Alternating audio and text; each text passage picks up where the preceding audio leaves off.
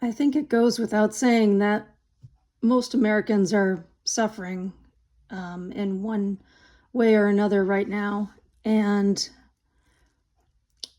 I guess I think about this because two things happened to me recently that got me thinking about what my own personal actions are going to be in the future towards those that are suffering. A lot of us have families that are broken apart, estranged, and just not on good terms for one reason or another. But last month I had a dream about my sister, and I haven't talked to my sister in several years for reasons I won't get into here, but I don't really think about her much anymore, so it's unusual for me to have a dream about her. And anyway, in the dream, I was living in a different house than I'm living in right now, and the house was really nice. It kind of sat slightly elevated on a hill, and I was living on a block with other neighbors, and the windows in the house were panoramic. They were like from floor to almost ceiling. And it was really nice because as I stood in the living room, I could look down on the street and see my neighbors down below, or just, people walking around. And anyway, the house had a nice yard and a shed in the back with tools and supplies. And there was also a wraparound deck. So the wraparound deck was connected to one side of the shed, and that side was locked. That was, facing the wraparound deck. And then the other side was open, and that was in my yard. So, but behind the shed was like an alleyway, and my neighbors across the alley could look across from their backyard into my yard. Well, in the dream,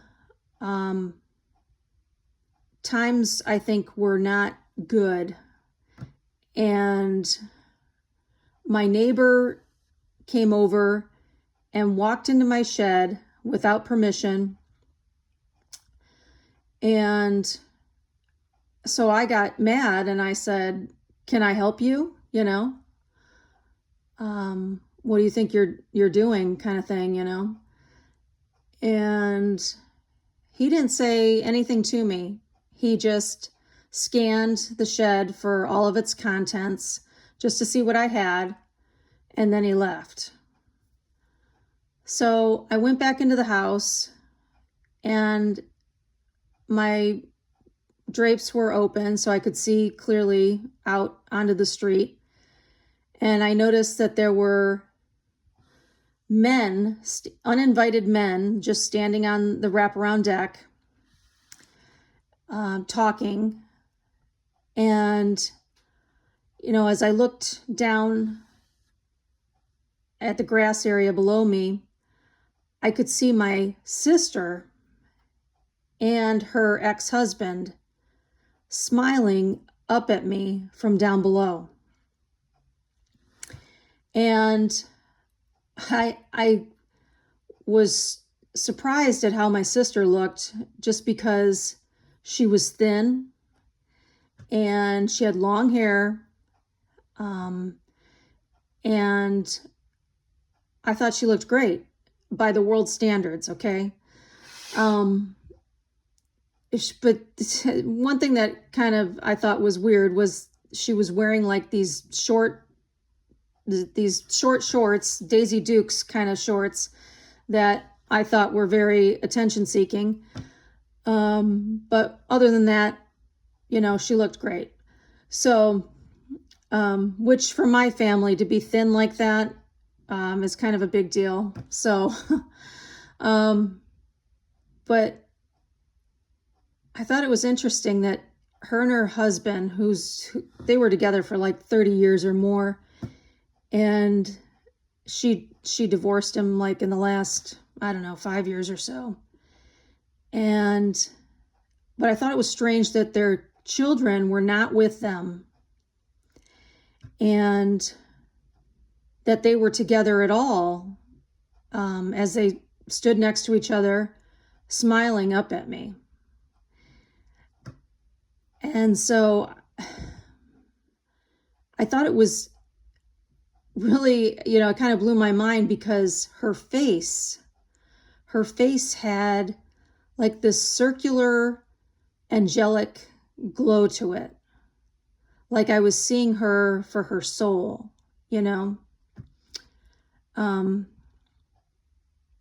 not for the worldly appearance that she had. And so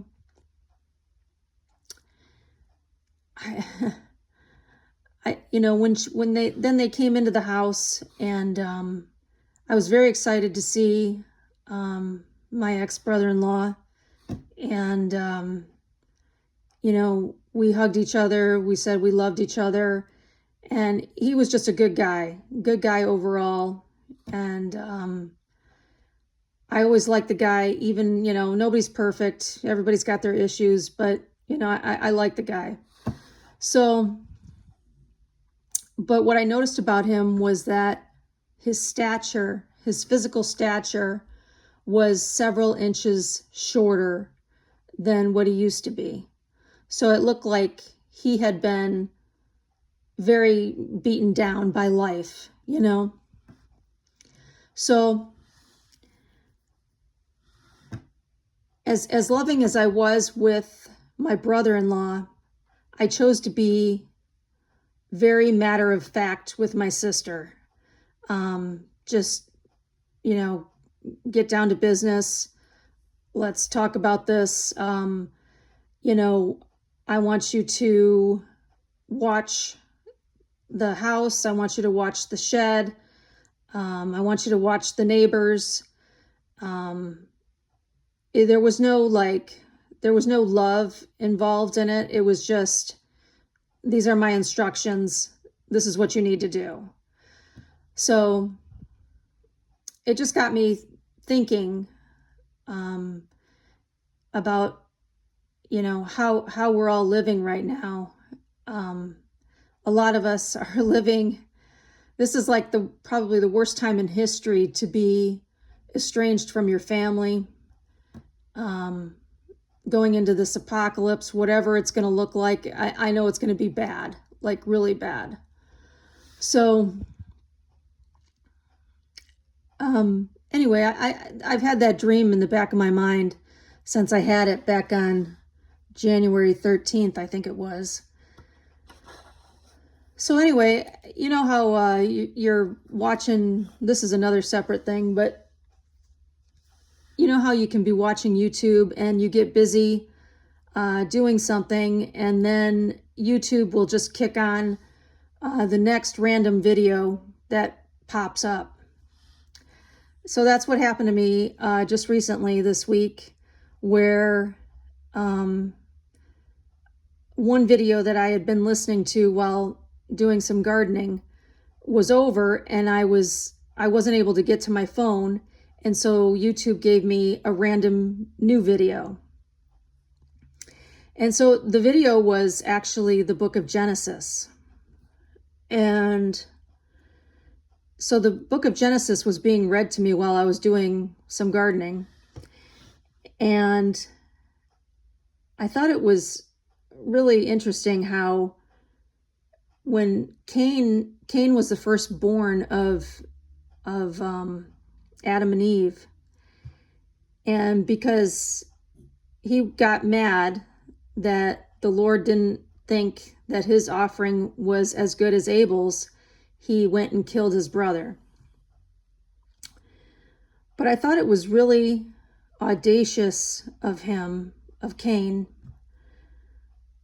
to say the following sentence, to ask the following question of God, when God asked him in Genesis 4:9, "Where is Abel thy brother?" And Cain said, "I know not. Am I my brother's keeper?" This is after he murdered him. So, I've always found that to be just, it's like, how dare him ask that of the Lord after doing something so heinous, So that got me to looking up some Bible verses on being your brother's keeper. And so that led me to a few verses in particular, which are 1 Thessalonians 5:14. And it says, "Now we exhort you, brethren, warn them that are unruly, comfort the feeble-minded, support the weak, be patient toward all men." And Proverbs 27:10, where it says, "Thine own friend and thy father's friend forsake not. Neither go into thy brother's house in the day of thy calamity, for better is a neighbor that is near than a brother far off." So I don't know. It makes me think that we really got to think about how we want to treat others in the days and weeks to come, because I think people are going to really, really need help. They're in dire circumstances that are not of their own doing. Like, people didn't ask to lose their jobs. They didn't ask to lose their homes. They didn't ask to lose their health insurance, their families, just everything, So there's one other verse that talks about how we should treat our family and people in general. And that's James 2, verse 15 and 16. And it says, "If a brother or sister be naked and destitute of daily food, and one of you say unto them, Depart in peace, be ye warmed and filled, notwithstanding ye give them not those things which are needful to the body, what doth it profit?" So, I don't know why my sister was thin in that dream, or why she was wearing those kind of shorts. But I'm guessing that people are going to be, you're going to see people look and act in ways that you have not seen before.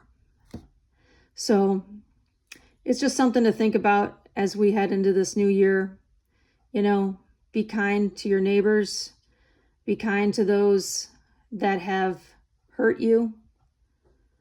Because at the end of the day, they're still one of God's children. And they're still carrying that glow, that angelic glow on their face, whether they know it or not, So now that's not to say that people aren't rotten or wicked or evil, because there are plenty of those. But I just think that, in this day and hour, we need to help as many people as we can, because if we don't, this country is really done for.